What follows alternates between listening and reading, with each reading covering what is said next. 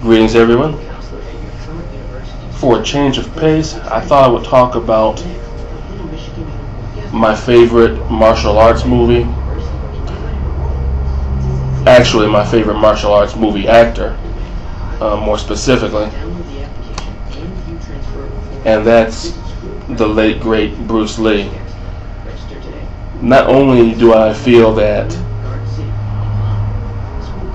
he's the greatest movie martial artist of all time, but on top of that, he could take people with lesser talents like Chuck Norris and actually make him look good.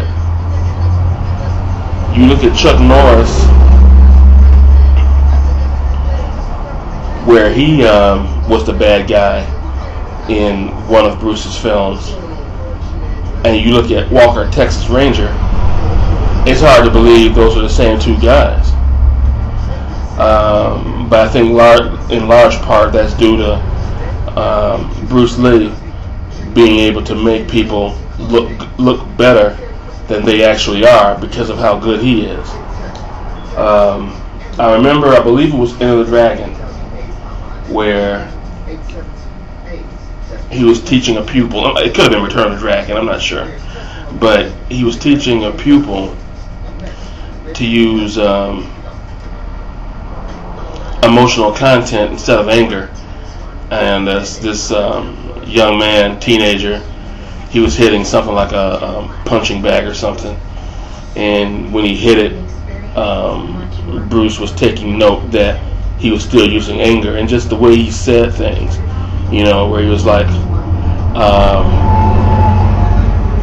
I said emotional content, not anger. It was just the way he said, the way he could deliver a line. It was the one thing that would upset me with any other film that he had done, because even though I think in most cases that was still his voice, I just hate the fact that when a movie gets dubbed, it just takes something away from it. I would rather the person speak in their native language and just give me subtitles. I'm not a fan of that either, but at least I find it less distracting than trying to pace a movie based on, bringing an American voice or dialect or whatever to a lip-synced language of a different origin. But anyway, so Bruce Lee, he was back in the day, not too long after he passed. I remember as I was checking out one of my Master of Kung Fu comic books, thinking he would have been tailor-made to play Shang-Chi. It looked like Paul Gulacy, the artist of Master of Kung Fu. It really looked like he used Bruce Lee as his template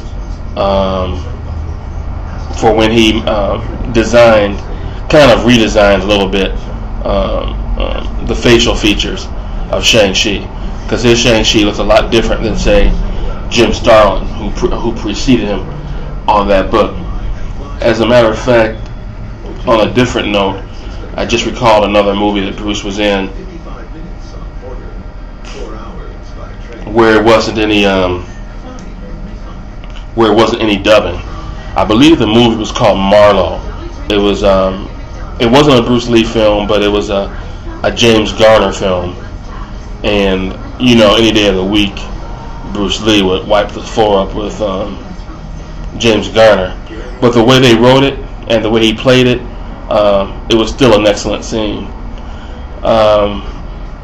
But Bruce Lee is someone that I practically missed him almost immediately after he passed, and I miss him to this day, because I don't think there's anybody out there that's going to be able to fill his shoes, and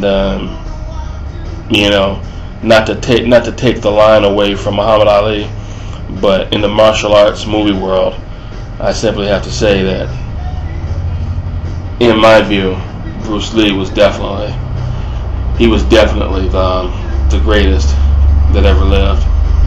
Well, anyway, I just wanted to throw that out there for any of you others who may be Bruce Lee fans that have fond memories of him. Anyway, until next time, night out.